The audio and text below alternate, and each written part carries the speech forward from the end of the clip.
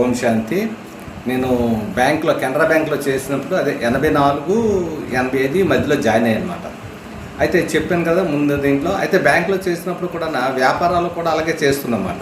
అప్పుడు చాలా బిజీగా ఏంటంటే ఒకటి టీ పొడి వ్యాపారం కూడా చేస్తున్నాను. మార్నింగ్ పూట ఈవినింగ్ పూట లైన్లో వెళ్ళి టీ పొడి కంపెనీకి వెళ్ళేవాడిని. అక్కడ కూడా కొంతమంది కుర్రోళ్ళు ఉండేవారు, మంచి వాళ్ళు. మేము అక్కడికే అంటే ఆల్రెడీ మనం ఆధ్యాత్మిక అంటే మనకి ఏంటో తెలియదు, మనసులో మంచిదే అదేదో అంటారు కదా. అయితే అందులో ఏంటంటే కొన్ని డబ్బు దొంగచాటున వాళ్ళు ఏంటంటే టీ పొడి ప్యాకెట్లా ఇచ్చిస్తున్నారు. వాళ్ళకి నాకు షేర్స్ పర్సంటేజ్గా వచ్చాయి. అలా డబ్బులు మాత్రం తిరగలేదు, డబ్బులు మాత్రం బాగా వస్తుంది. తర్వాత ఆ విధంగా ఏంటంటే స్కీముల బిజినెస్ పెట్టాను.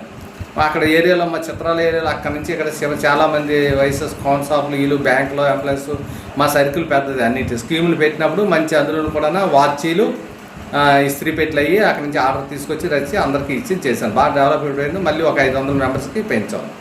పెంచినప్పుడు అది స్కీమ్లు అన్నీ బ్యాంకులో నాట్లని ఇది అయ్యింది చుట్టుపక్కల. అప్పుడు డాబా గార్డెన్ బ్రాంచ్ నుంచి నడుస్తుంది, అక్కడ చేస్తుందన్నమాట.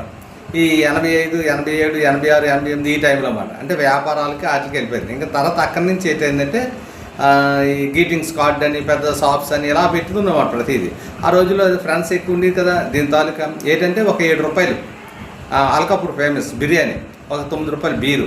వీటికి అలవాటు అయిపోతుంది కుర్రోజు బ్యాచీలు సాయంత్రం అయితే ఈ లైఫ్లో అలాగే వెళ్ళిపోతుందన్నమాట. అంటే బీరు ఇది అది ఇంకా వీటితో పాటు మనకి సాంగత్య దోషం అంటాం. అది ఆటోమేటిక్ అంటే సాంగత్యం అంటే కాదు, అది ఒక ఈవిల్ తాలూకు ఎఫెక్ట్లో మనం నడుస్తుంది. అలా వెళ్ళిపోతున్నాం. వెళ్ళిపోతున్నప్పుడు ఏంటంటే సినిమాలు కూడా అలాగే పిచ్చి ఉండేది. అంటే మంచి అన్ని సినిమాలు, భక్తి సినిమాలు, ఆధ్యాత్మిక సినిమాలు చూస్తున్నాను.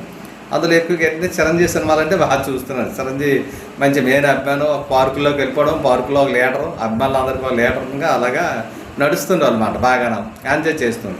ఇందులో కామ్యకరం అన్నది ఉంది కదా, దాని నుంచి తప్పించుకోవడం మన తలపాన తోకపోచ్చింది.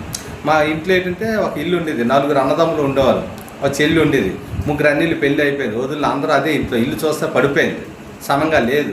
ఈ అయినా చూస్తే ఇది మా ఇంట్లో ప్రభావం. ఇది ఏంటంటే ఆటోమేటిక్గా అంటే ఆ ప్రభావం పడిపోయేది మనకి. దీనికోసం ఇల్లు మారిపోతున్నాను, నేనే బయటికి వెళ్ళిపోతున్నాను. అక్కడ ఇల్లు ఎక్కడ ఇల్లు అది మా ఫ్రెండ్ వాళ్ళు తెలిసి ఇల్లు అయితే తీసుకొని ఉండేవాడిని. ఏంటంటే అది చంచలత్వం చేసేసేది.